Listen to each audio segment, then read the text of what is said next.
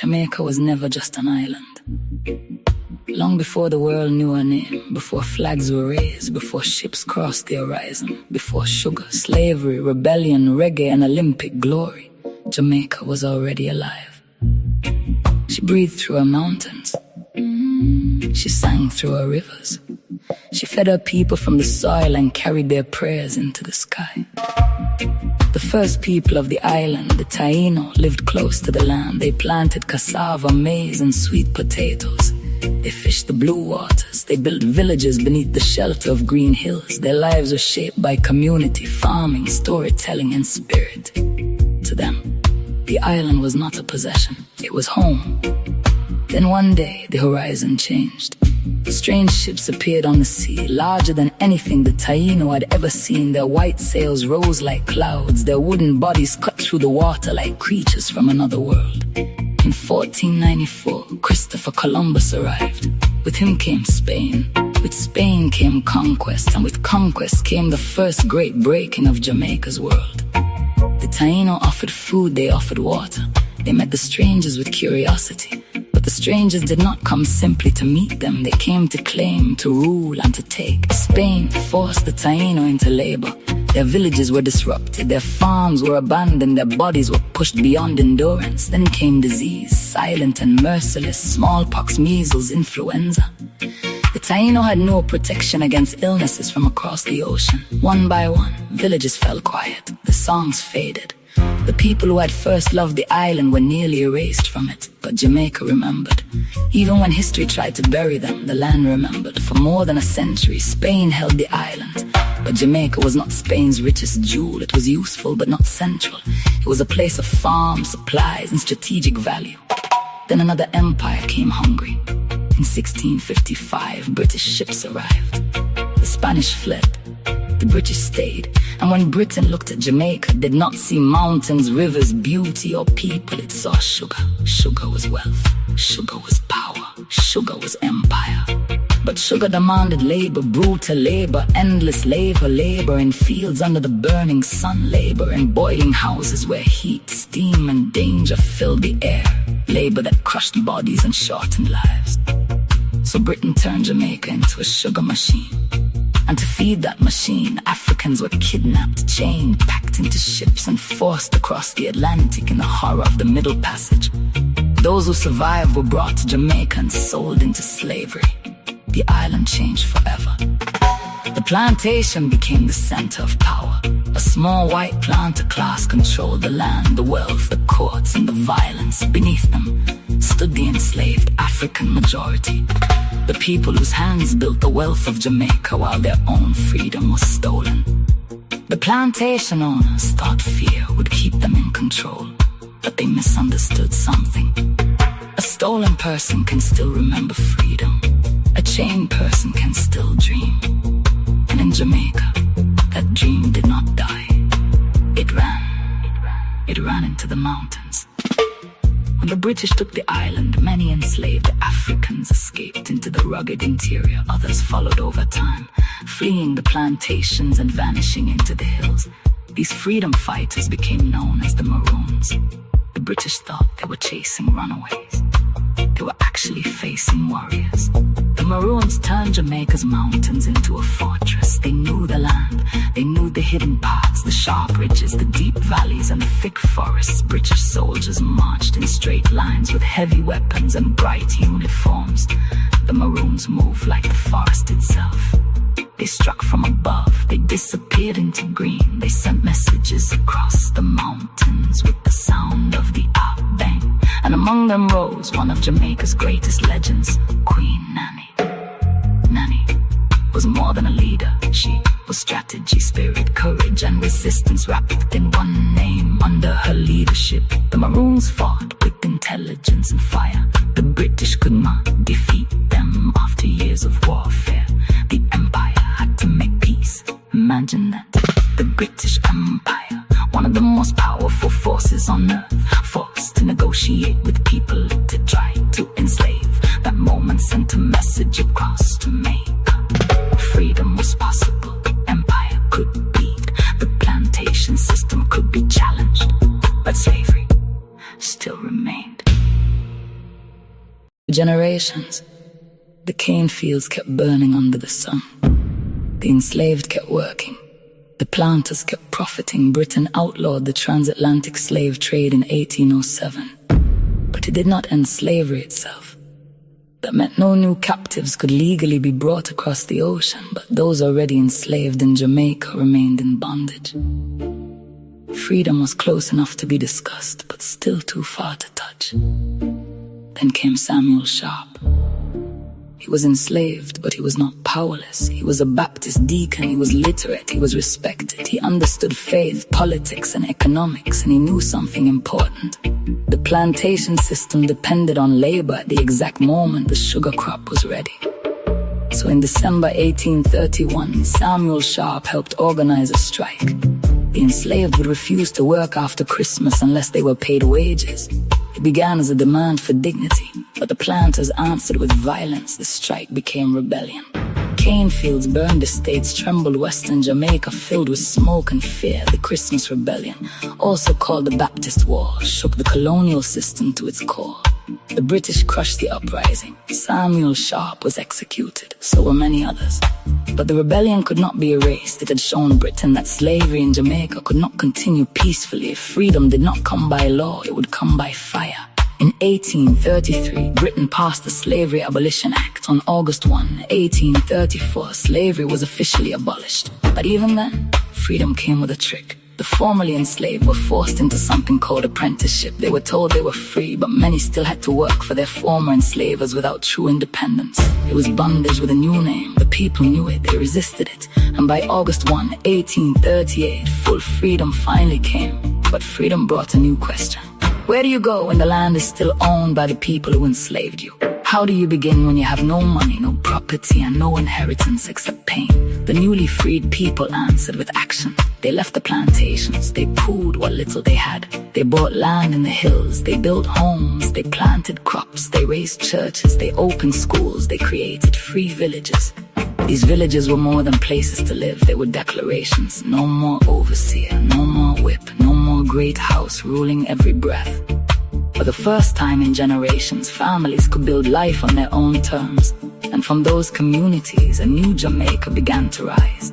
African memory came forward in rhythm, worship, language, food, music, and ceremony. Spiritual traditions like Kumina carried deep African roots. Revival worship blended African spiritual power with Christian faith. The drum, once feared by slave masters, became a heartbeat of survival.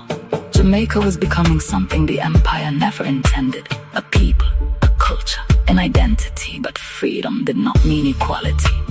The colonial system still favored the white and light-skinned elite. Black Jamaicans and working people remained locked out of wealth, education, and political power. The old chains were gone, but the structure they built still stood. Then came a man with a message that traveled far beyond the island. Marcus Messiah Garvey.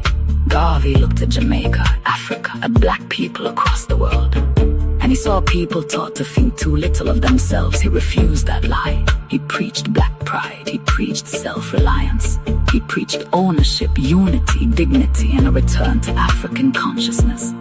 Garvey told black people they did not need permission to be great. He gave language to something Jamaica had carried for centuries, the refusal to be defined by oppression. By the 1930s, that refusal moved into labor and politics. Workers protested poor wages and harsh conditions. The island erupted with labor unrest. Out of that struggle came modern political leadership. Alexander Bustamante rose as a fiery voice of the working people. He organized labor, challenged power, and spoke in a language the masses understood. Norman Manley rose as a brilliant lawyer, a national visionary. He helped shape the constitutional path towards self-government. They were rivals, but history needed both of them. One brought the thunder of the streets, the other brought the architecture of a nation. In 1944, Jamaica gained universal adult suffrage. Every adult Jamaican could vote. No property requirement, no racial barrier, no elite gatekeeping. For the first time, the majority had a legal voice. The march toward independence had begun.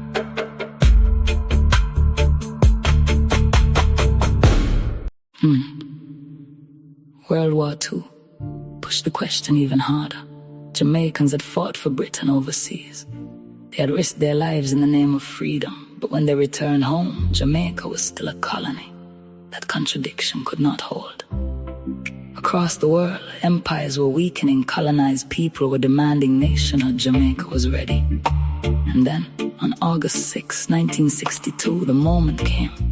At the National Stadium in Kingston, the Union Jack was lowered. The Jamaican flag rose, black, green, gold. Hardships there are, but the land is green and the sun shineth. For the first time, Jamaica stood before the world as an independent nation. It was the dream of the Maroons, the cry of Samuel Sharp, the pride of Garvey, the labor of the workers, the vision of Manley, the fire of Bustamante, the survival of a people who had endured conquest, slavery, rebellion, and empire. But independence was not a fairy tale ending. The morning after the flag rose, the work began. Jamaica now had to govern itself while carrying the weight of centuries. The economy was still fragile. The land was still marked by inequality. The people needed schools, hospitals, jobs, housing, and opportunity. The 1970s and 1980s brought turbulence. Politics became fiercely divided. Cold War pressures reached the island. Communities were split by party loyalty. Violence scarred neighborhoods. Economic crisis deepened. Then came debt. Then came the IMF. Jamaica had political freedom, but economic freedom was harder to secure. Loans came with conditions. Spending cuts, currency devaluation, pressure on local industries. Foreign goods entered markets where local farmers could not compete. It was a painful truth. A flag can be raised in a day. Economic independence can take generations. And yet, while Jamaica struggled under debt, violence, and global pressure, something extraordinary happened. Jamaica conquered the world without an army. Through music, reggae rose from Kingston and carried the soul of the people across the planet. Bob Marley, Peter Tosh, Jimmy Cliff, Burning Spear, and others turned struggle into sound. They sang about poverty, justice, resistance, faith, Africa, and liberation. The world listened. Rastafari, once pushed in the margins, became a global language of anti-colonial thoughts, spiritual rebellion, and African pride. Jamaica's pain had become poetry. Jamaica's rhythm had become power. Then Jamaica ran. On the Olympic stage, this small island stunned the world, from earlier champions to Usain Bolt, Shelley and Fraser Price, Elaine Thompson-Herah, and many more. Jamaica proved that greatness does not depend on size. A country of fewer than 3 million people could dominate the fastest races on earth. The world saw speed, but Jamaicans saw something deeper. They saw discipline. They saw pride. They saw people who had been running toward freedom for centuries. Today, Jamaica still faces hard questions: crime, inequality, debt, climate change, and economic pressure remain serious challenges. Hurricanes grow stronger, seas rise. Young people search for opportunity, families stretch across borders. But Jamaica's no longer only the island. Jamaica lives in Kingston, Montego Bay, Portmore, and St. Anne. Jamaica also lives in London, Toronto, New York, Miami, Hartford, and every place where the diaspora carries its food, music, language, humor, hustle, faith, and memory. Jamaica is not contained by geography. It travels in patois.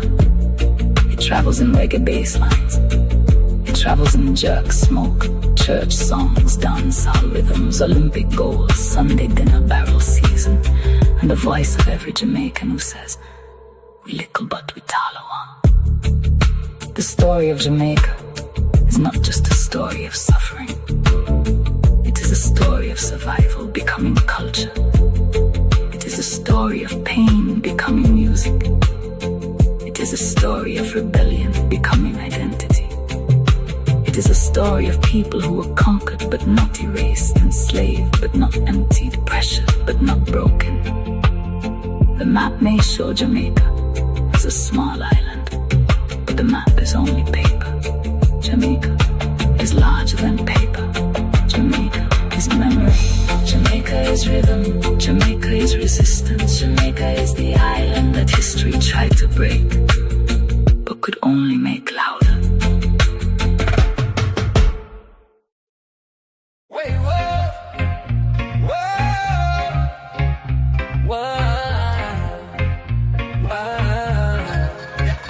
Island breeze, the mango sweet, dance to the rhythm, feel the heat. Yeah. Jamaican roots, we strong, we free. It's all our pride, that's our destiny. Wave your flag, wave it high. Jamaican heart, we touch the sky. One love, one beat, can't deny. Talawa spirit will never die.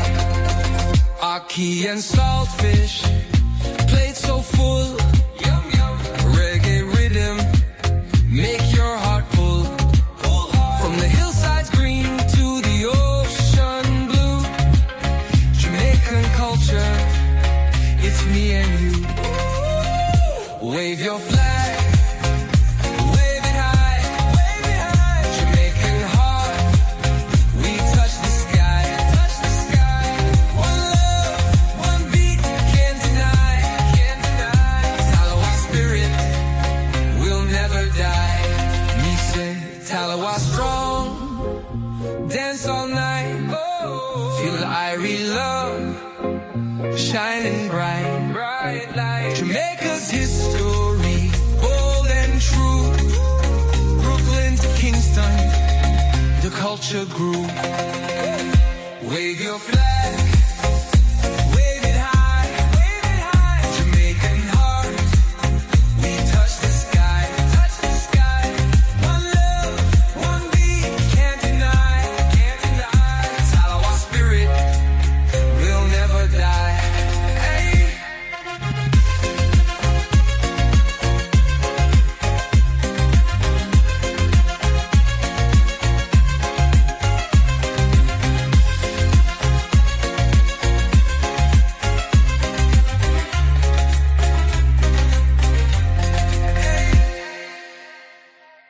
Yeah, yeah, yeah.